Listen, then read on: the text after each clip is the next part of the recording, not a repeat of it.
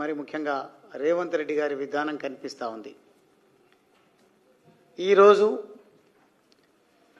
BJP రాష్ట్ర అధ్యక్షులు మా పార్టీ కార్యక్రమం అదే మాదిరిగా హిందూ సంఘాలు కొన్ని దేవాలయంలో, ఎందుకంటే పవిత్రమైనటువంటి మాసం, ఈ శ్రావణ మాసంలో కుంకుమార్చన కార్యక్రమం జరుగుతుంది. మీరు ఎట్లాగూ హర్ ఘర్ తిరంగా కార్యక్రమానికి వస్తూ ఉన్నారు కదా, వీలైతే వచ్చి వెళ్ళండి. అంటే సమాజంలో ఏ విపక్షమైన ప్రతిపక్ష పార్టీల బాధ్యత ప్రతి చిన్న కార్యక్రమం ప్రతి సందర్భంలో పాల్గొనడం అనేది బాధ్యత. కారణం ఏంటంటే కార్యక్రమాల్లో పాల్పంచుకోవడము తద్వారా రాజకీయ లబ్ధి పొందడం కాదు.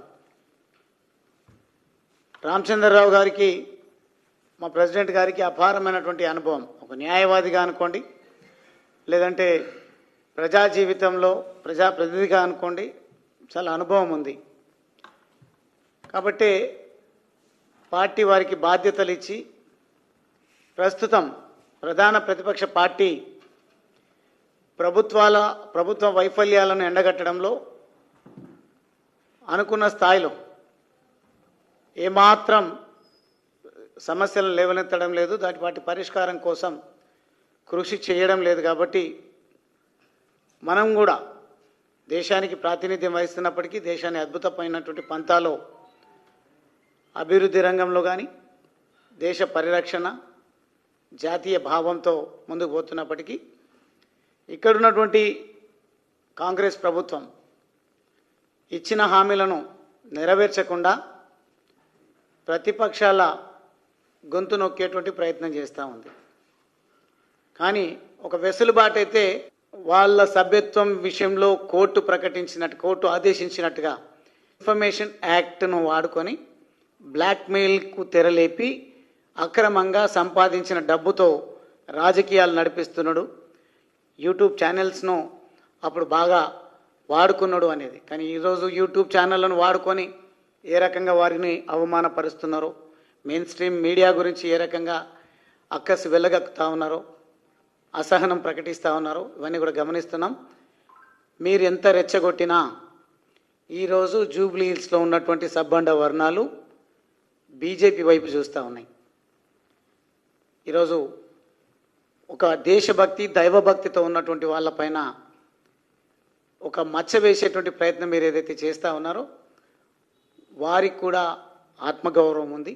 మరీ ముఖ్యంగా మా సోదరిమణులు మహిళలు కుంకుమార్చనను అడ్డుకున్నటువంటి ఈ కుట్రలు కుతంత్రాలు చేస్తున్నటువంటి పార్టీని సందర్భం వచ్చినప్పుడు మేము బొంద పెడతామనే పద్ధతిలో ఈరోజు వారికి జరిగిన అవమానం విషయంలో మా అక్క చెల్లెళ్ళు చర్చించుకుంటా ఉన్నారు. తప్పకుండా తగిన రీతిలో బుద్ధి చెప్తారు. నాకు తెలుసు అక్కడ మీరు అభ్యర్థిని నియమించేటువంటి విషయంలో కూడా స్ట్రాటజీ ప్లే చేస్తున్నారు. ఒక అభ్యర్థిని నియమించాలి, లేకుంటే గెలుపు జరగాలంటే ఏ రకమైనటువంటి ప్రావొకేషన్తోనా రెచ్చగొట్టే ధోరణితోనా ఓట్లు కొల్లగొట్టాలనే ప్రయత్నం చేస్తూ ఉన్నారు.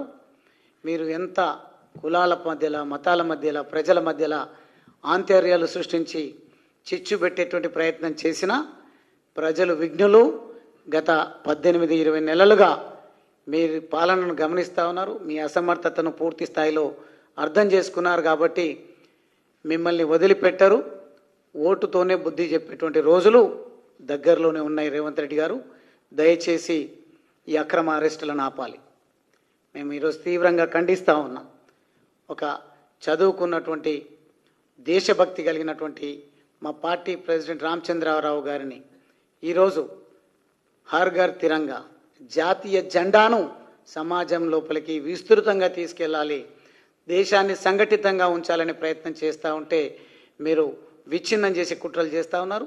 ఎట్టి పరిస్థితుల్లో మీ అరాచకాలను అంతమొందిస్తాం. ఈ ప్రాంతంలో ఈ జెండా బీజేపీ జెండాను రెపరెపలాడించడం కోసం మరీ ముఖ్యంగా ఈ బాధ్యత హర్ ఘర్ తిరంగా కార్యక్రమానికి సంబంధించి బీజేవైఎంకు మా పార్టీ అవకాశం కల్పించినట్టుంది. యువ మిత్రులను నేను చేతులు జోడించి కోరుతా ఉన్నా, ఎట్టి పరిస్థితుల్లో కూడా ఈ కార్యక్రమం ద్వారా ఈ దేశ పరిరక్షణను దెబ్బతీసేటువంటి ప్రయత్నం రాహుల్ గాంధీ గారు సంఘ విద్రోహ శక్తులు మరీ ముఖ్యంగా భారతదేశాన్ని సర్వనాశనం చేయాలని కుట్ర పన్నుతున్నటువంటి కుట్రదారుల ఎత్తులను చిత్తు చేసి ప్రతి గడపకు కూడా మన దేశభక్తి ఏందో చాటే విధంగా కార్యక్రమాన్ని రూపకల్పన చేయండి. అది తప్పకుండా వారు అడ్డుకోవడం ద్వారా జూబ్లీహిల్స్లో గెలుపొందాలనే ప్రయత్నం ఏదైతే చేస్తూ ఉన్నారో రాష్ట్ర వ్యాప్తంగా మన భక్తిని మన సంస్కృతిని చాటేటువంటి కార్యక్రమం ఏదైతే మనం తీసుకున్నామో ఆ కార్యక్రమం ద్వారా ప్రతి ఒక్కరు కూడా సైనికులుగా వచ్చి ఒక్కొక్క ఓటుకు ఒక్కొక్కరు బాధ్యత తీసుకొని జూబ్లీహిల్స్ ఉప ఎన్నికల్లో ఎప్పుడు ఎన్నికలు వచ్చినా మన కమలం గుర్తును వికసించే విధంగా మనం ప్రయత్నం చేయాలని ఈ సందర్భంగా కోరుకుంటూ నేను సెలవు తీసుకుంటా ఉన్నాను.